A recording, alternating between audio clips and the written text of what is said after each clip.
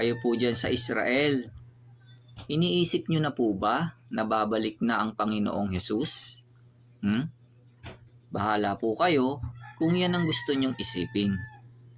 Pero, bibigyan ko po kayo ng clue kung saan siya makikita pagdating niya.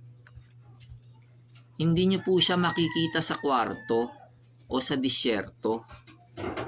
Gusto niyo pong malaman kung saan siya makikita? Naroon po siya sa park.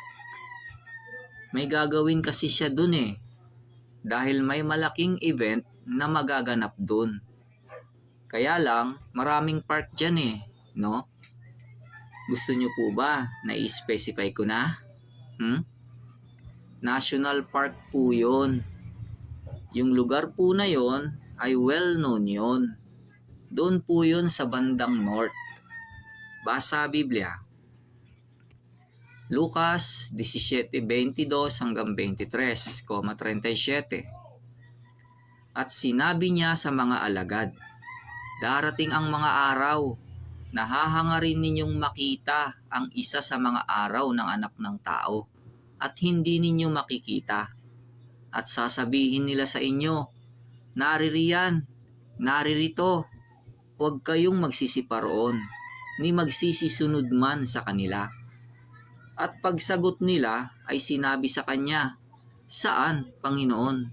At sinabi niya sa kanila, kung saan naroon ang bangkay, ay doon din naman magkakatipon ang mga uwak.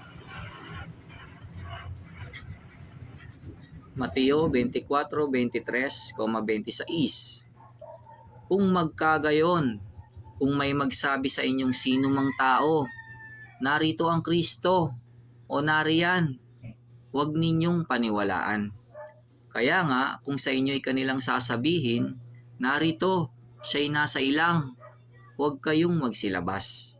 Narito, siya'y nasa mga silid, huwag ninyong paniwalaan.